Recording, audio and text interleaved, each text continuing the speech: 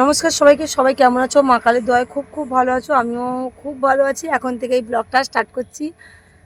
এখানে শুটকি মাছ আজকে শুকনো হচ্ছে, বিশাল গন্ধ বেরিয়েছে। আর যা তো কাজ আরম্ভ হয়েছে, এখানে বসাই যাচ্ছে না, তাড়াতাড়ি চলে যাব। আর আজকেরও হাঁটতে এসেছি, ওই দেখতে পাচ্ছ, ওই যে দাদা ভাই আসছে, ওই এর উপরে ছুটছিল আর আমি এইখানটা। মানে আমার অত শক্তি নেই যে ওর উপরে উঠে ছুটবো। আর এমনি মোটকু মানুষ, ওই দেখতে পাচ্ছ আসছে। মানে একটুখানি করলেই আমরা হাঁপিয়ে পড়ি, যেহেতু অনেক দিন না করাতে। আর বাড়ি চলে যাচ্ছি, বাড়ি গিয়ে দেখা করবো। ওই দেখো সেই ছেলেগুলো কেমন ছুটছে, আর এই যে উপরেও লোক ছুটছে, আর ওই তোমার দাদাভাই আবার চলে যাচ্ছে পিছনের সাইড দিয়ে। দেখাচ্ছি তোমাদেরকে ভিডিওগুলো কেমন লাগছে। খুব একটা খারাপ লাগছে না তো, ভালো লাগছে। তোমরা অবশ্যই কমেন্ট করলে জানতে পারবো। না কিছু কিছু দিদিভাইরা কমেন্ট করছে বা দাদাভাইরা কমেন্ট করছে, বেশ ভালো লাগছে যে দিদি এগিয়ে যাও, আমরা পাশে আছি। এটাই বলেছে, অনেক ভালো। আর কিছু চাই না, মানে করতে ইচ্ছে করে। আর মানে কী বলতো, মাঝে মাঝে ভাবি আমার পড়াটা ব্যথা হচ্ছে না তো, কেউ দেখছে না হয়তো, কিন্তু না, 50 জন 100 জন তো দেখছে। আমার নতুন চ্যালেঞ্জ, এরপর এর বেশি চাওয়াটা বড় চাপের বিষয়। আর আস্তে আস্তেই এগো, বেশি তাড়াতাড়ি করার দরকার নেই। সকালবেলা ট্রেনে তুলে দেয়, ঘুমটা যেন ভাঙে না। 5টার সময় ট্রেনে তুলে নিয়ে চলে এসছে। কিন্তু অ্যাকচুয়ালি ওই ভোরবেলা উঠলে কিন্তু সারাদিনের শরীরটা খুবই ভালো থাকে, আর কিছু না। ঠিক আছে, সকালবেলা যখন ঘুম থেকে তুলে দেয় প্রচুর কষ্ট লাগে, দাঁড়াও না আর একটু ঘুমোই, এরকমই করি। কিন্তু যখন দেখি যে বিছানা থেকে উঠে পড়ি, একটু হাঁটি, শরীরটা যেন কত হালকা লাগে। আর বিছানায় যেন 8টা পর্যন্ত ঘুমোলে তো মনে হয় যেন ঘুম ভাঙতেই চায় না। অনেকটা মানে হেঁটে প্রচুর কষ্ট হচ্ছে, লাস্ট বসে পড়েছি। আর সারাদিনটা বেশ ভালোই লাগে, কিন্তু কি বলতো, ভোরবেলা উঠতেই সবথেকে কষ্ট।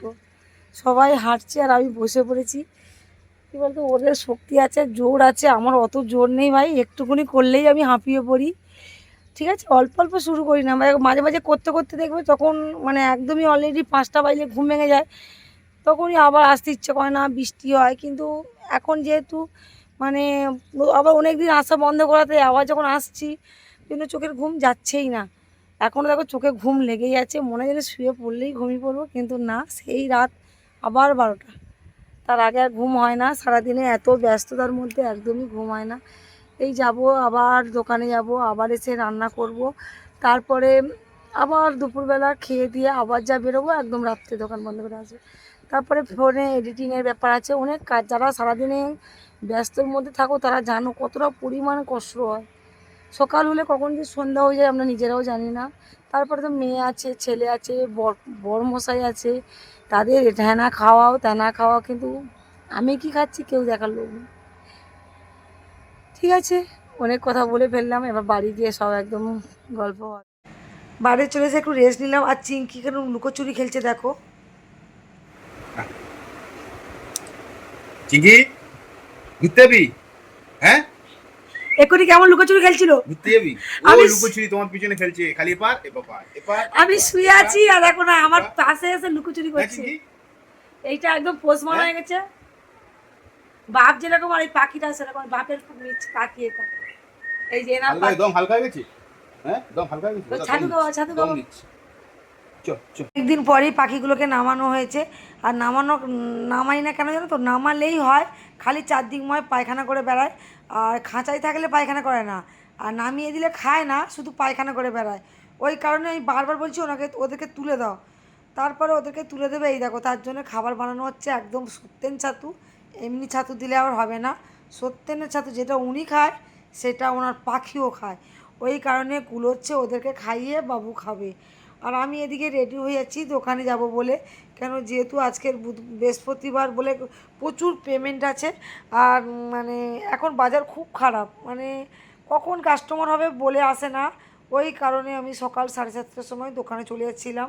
আর ভোর 5টায় তো তোমরা দেখলে আমি হাঁটতে গেছিলাম, মর্নিং ওয়াক।